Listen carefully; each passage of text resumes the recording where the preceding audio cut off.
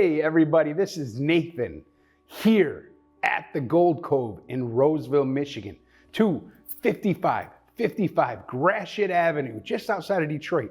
If you're anywhere near us, check us out on the map, come and visit us. We got tons of stuff and we are blowing it out. Today is story time, right? We've been a little bit slow this week, and so I don't have a bunch of new buys or anything to showcase.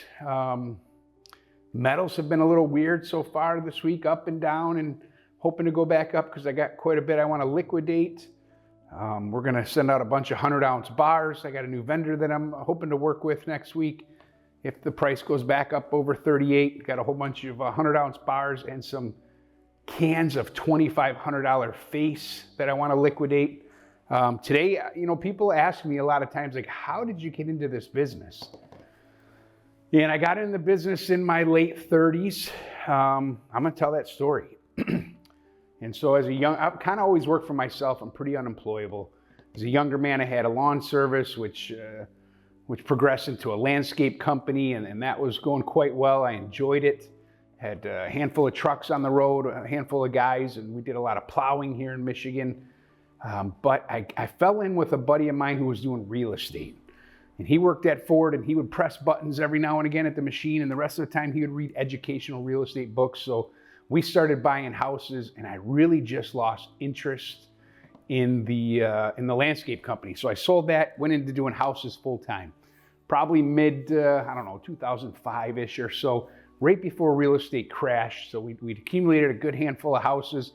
Real estate crashed. He left the state of Michigan and pretty much went bankrupt without declaring bankruptcy. But I still had to figure out what to do to feed my family. So I knew housing a little bit. So we started wholesaling houses, which was that foreclosure era. We'd buy a house. You might buy it here in Michigan, neighborhoods that were $120,000. Now you could buy them for $20,000, $30,000 in that short period. 2009, 10, 11, 12 even.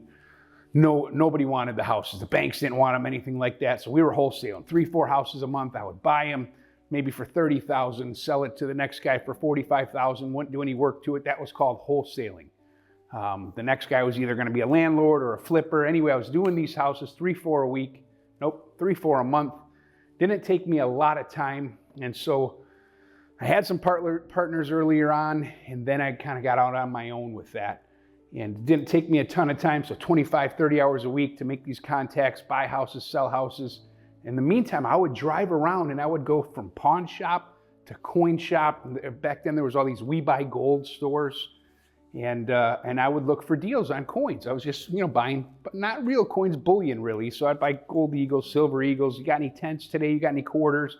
Pretty much I would go to like the same place 2 or 3 times a week, just to see what they got in. And a lot of them that weren't coin shops, they would sell to coin shops, so I could go in there and get a deal. This would be like a pawn shop or a We Buy Gold store or something like that. And so during that, I would look at these guys and I would say, these guys a lot of them are crabby old men, but they're pretty wealthy. And I thought, hey, I don't know, I'm going to drive around and look at houses and buy houses my whole life.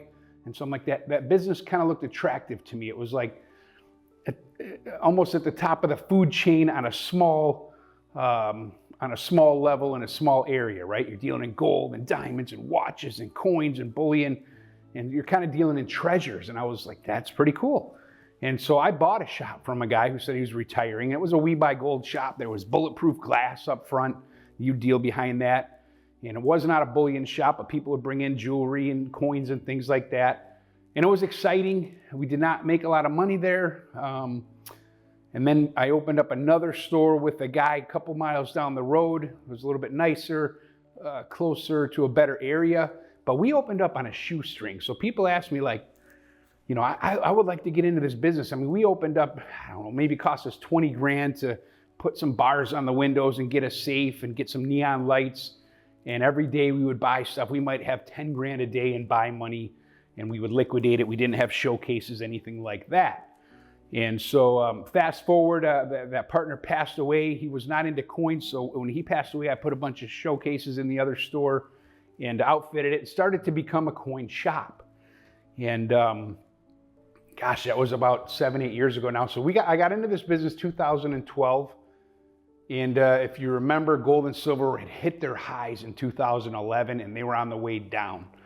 But it has been a fun business. Today it's very capital intense. So I don't think you can get into this business on a shoestring right now. You'd have to have a backer or a lot of money or a big credit line, something like that. So that is kind of the story.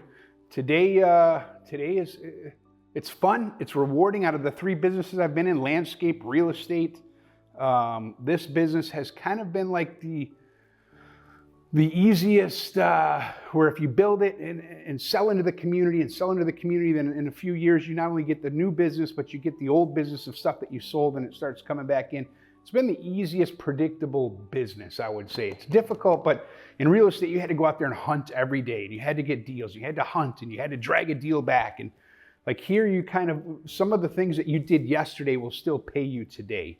And so I put a few things out here today that just have been in our inventory, just really for optics. But we are sitting on a lot of 100-ounce bars I'd like to get rid of. Some of these old Silver Eagle sets. Gosh, I opened up this one today over here, Caleb. And really toned.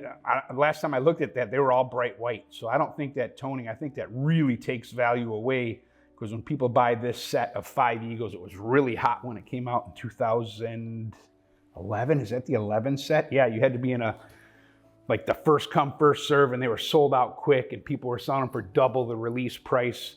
But they like them bright white, and that one's really toned. Trying to see if I can put anything else to my story. Here's what I would say to you guys. As far as opening up, because people look at this and are like, I should do that. And people ask me, right? And a lot of my customers are friends, and so we want to be friendly and helpful and give good advice. But people say, I should open up a shop. And what I would really say to you, instead of opening up a shop, make friends with, if you have any coin dealers in your area. A lot of these guys, they don't sell their stores, they just close the doors. And so when guys are getting out of this business, they're heavy inventory. It's not an attractive business on paper to buy, right? And so they'll sell all their inventory out and they'll just close up shop. And so if you make friends with your coin dealer or dealer in the area, you probably will not be able to buy his inventory, but you may be able to make a deal where he consign some things to you that you can sell when you first buy the store. You should be able to buy it pretty cheap. I mean, you're not going to pay a fortune. Like if you go out and buy a franchise restaurant or something, you pay $1 million, $800,000, $1.8 million.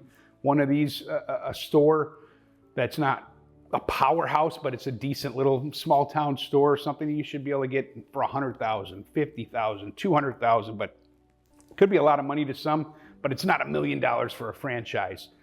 And I would go it that way. There's already a customer base, there's already some community recognition, and so you're also helping out the guy that is not really going to sell the store, he's just going to shutter the doors.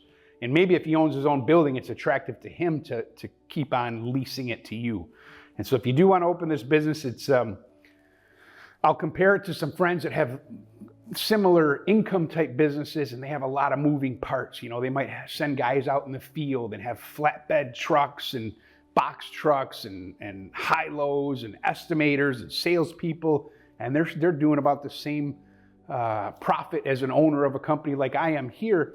Everything that I have is under this roof, and so I can see what's going on, I can feel what's going on, control it. It's pretty simple. I can solve the problems. Not a lot of field stuff, sales stuff, maintenance stuff. You know, boy, we're installing this and it's an issue. There is some different complexities like security, and there's always people wanting to run cons, and you need to have a lot of capital. If I haven't said that, I know I have said that, and I keep saying that, but that's part of the thing. So that's it. That's all I got, guys. I appreciate. Listen, we had a Whatnot show last night. We had one yesterday here at the store. Didn't get a lot of traction, but I thought, we'll run one from the store. You know, people want things, we'll throw it in there. Cameron's heading that up. He's my youngest son. And but last night we had some fun. We're trying to build up the Whatnot platform that we're on. You know, I guess there's little, I don't fully understand it great, but there's rooms that people will come into. And so one guy could have 300 people in his room and he's killing it. And the other guy has 6 or 8 people in his live auction room. And so we're trying to get more people in our room so we can sell more, bigger, better stuff. And so if you guys are interested, look for the Gold Cove Cam. Caleb, is it Gold Cove Cam? Gold And for the Whatnot, we do 1 or 2 shows a week, and it's just fun. It's kind of interactive. We'll put different things on. People will make requests. And so last night we had a good time. Caleb was in it, Cameron's in it. I was popping in and out, and a lot of variety. But it was just fun. I appreciate you guys that watch our show.